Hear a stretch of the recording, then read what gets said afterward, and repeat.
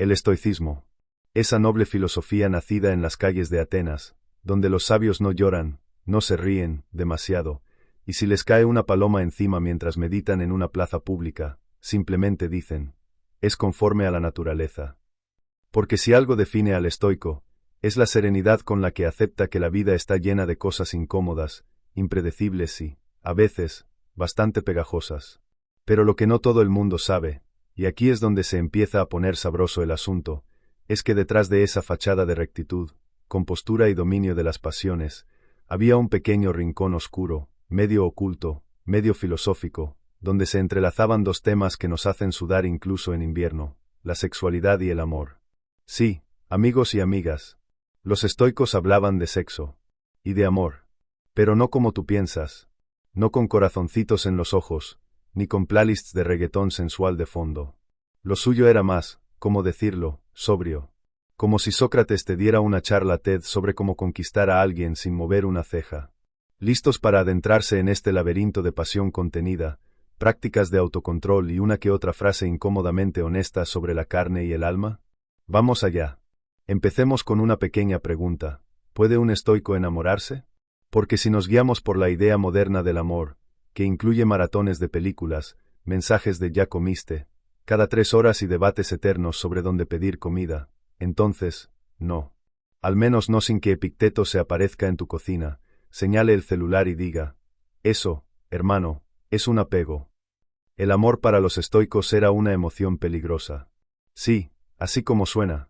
No porque fuera mala en sí misma, los estoicos no odiaban las emociones, sino porque podía alterar ese delicado equilibrio interior que tanto trabajo les costaba mantener.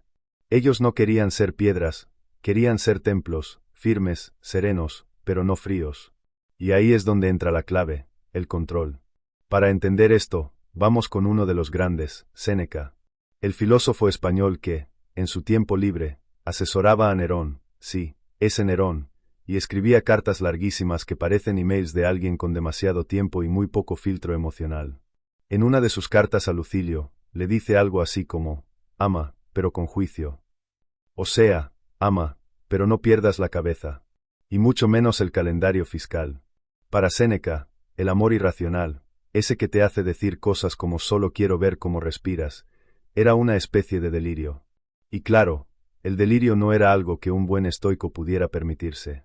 Así que, en lugar de dejarse llevar por el torbellino de la pasión, proponía algo más parecido a un contrato bien redactado. Te amo porque eres virtuosa, racional, y no me haces perder mi equilibrio emocional. Romanticismo nivel Excel. Pero no todo era tan rígido. Los estoicos hacían distinciones importantes. Había amor verdadero, basado en la virtud y la razón, y había amor pasional, ese que más que amor parece una montaña rusa de cortisol y dopamina. ¿Y cuál era el bueno? El primero, por supuesto. El otro, ese que te hace revisar el doble check azul en WhatsApp, era visto como una amenaza a la libertad interior. O, como diría Epicteto, tú te crees libre, pero estás atado a alguien que no responde tus mensajes a tiempo. Tú no amas, tú eres esclavo. ¿Y el sexo? Oh, sí. Vamos ahí. La sexualidad en el estoicismo no era un tabú, pero tampoco era una fiesta. Para ellos, el acto sexual era natural, sí, pero debía practicarse con moderación, dignidad y sin perder de vista el propósito superior, la razón y la virtud. Así que si pensabas que Marco Aurelio tenía una playlist de Marvin Gaye para esas ocasiones especiales, mejor borra esa imagen. De hecho, Marco Aurelio, emperador, filósofo, hombre multitasking antes de que fuera tendencia, lo decía claro en sus meditaciones, el deseo sexual es natural, pero como todo impulso, debe ser controlado. No eliminado, ojo, sino gobernado. Porque para los estoicos, lo verdaderamente obsceno no era el acto en sí, sino perderse en él. Entregarse a la lujuria sin razón era como perder el timón en medio de una tormenta emocional. Y aquí entramos en un terreno curioso. ¿Cómo se aplicaba todo esto en la práctica? Porque una cosa es decir, el deseo debe ser controlado, y otra cosa es estar en una fiesta romana, rodeado de vino, música, gente en túnicas semitransparentes, y tener la claridad mental de decir, con permiso, me retiro a meditar sobre la impermanencia del deseo. Si eso no es fuerza de voluntad, no sé qué lo es. Ahora bien, No todos los estoicos vivían como monjes en cuevas. Muchos se casaban, tenían relaciones y hasta hijos. Pero lo hacían con la idea de que todo debía estar guiado por la virtud. El placer por el placer era sospechoso. Y no porque odiaran sentir cosas bonitas, no eran robots, sino porque sabían que el placer tiene un lado tramposo. Te acostumbras, lo buscas más, te desesperas cuando no llega. Y entonces, ¡zas!, ya no eres libre. Eres adicto. Eres esclavo de tu propio deseo. Y eso, amigos míos, es lo que los estoicos temían más que a un lunes sin café. Un ejemplo revelador lo encontramos en Musonio Rufo, maestro de Epicteto y probablemente uno de los filósofos más subestimados. Musonio decía que el sexo debía tener una finalidad: procrear dentro del matrimonio. Si lo hacías solo por placer, estabas usando el cuerpo como un instrumento, en lugar de tratarlo con el respeto que merecía. Era como usar una espada ceremonial para pelar naranjas. Técnicamente se puede, pero no es lo ideal. Y antes de que pienses estos tipos eran unos aguafiestas, hay que recordar que todo esto tenía un propósito más profundo: la autodisciplina. Para los estoicos, la libertad no era hacer lo que te da la gana, sino tener el control sobre ti mismo. ¿Puedes desear sin volverte loco? ¿Puedes amar sin perder la cabeza? ¿Puedes tener sexo sin volverte adicto a él? Si la respuesta era sí, entonces eras libre. Si no, eras esclavo. Y eso aplica tanto en la antigua Roma como en tus relaciones por Tinder. Ahora vamos a una zona aún más oscura, y quizás incómoda. ¿Qué pensaban los estoicos sobre el deseo homosexual? La respuesta, como siempre, es más matizada de lo que parece. En la época romana, las relaciones entre personas del mismo sexo no estaban necesariamente mal vistas, pero estaban muy marcadas por roles de poder y dominación. El estoicismo, sin embargo, no juzgaba el objeto del deseo, sino su racionalidad. Si el deseo era descontrolado, pasional, posesivo, era un problema. Si era racional, virtuoso, respetuoso, entonces podía ser aceptable, aunque siempre con moderación. Eso nos lleva a una conclusión inesperada: los estoicos eran más progresistas de lo que aparentaban. No les importaba tanto a quién amabas o deseabas, sino cómo lo hacías.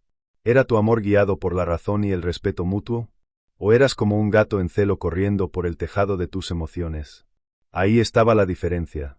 También hablaban del deseo como una fuerza educativa.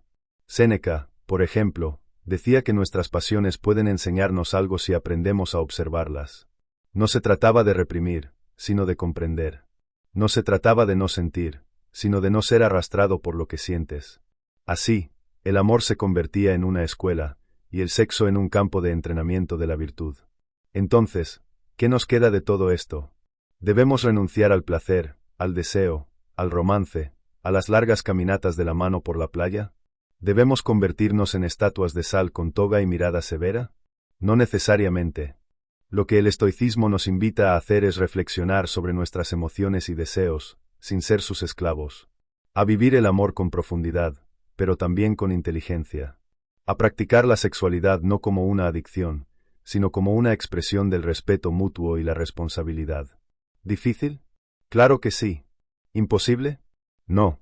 Si los estoicos podían resistirse a los excesos del Coliseo, tú puedes resistirte a enviar ese mensaje a las 3 de la mañana diciendo: te extraño. ¿Tienes sueño? Y aquí es donde cerramos este viaje por los pasillos silenciosos y profundamente humanos del estoicismo amoroso. Porque sí, incluso los sabios antiguos tenían corazones. Solo que sabían que un corazón no sirve de mucho si no está bien gobernado.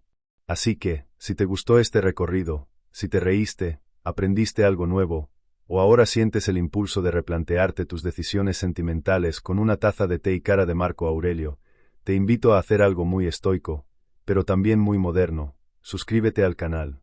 Porque el conocimiento no ocupa lugar, pero ayuda muchísimo si lo recibes sin tener que salir de la cama. Y recuerda, ama, desea, siente, pero no dejes que nada de eso te robe la paz.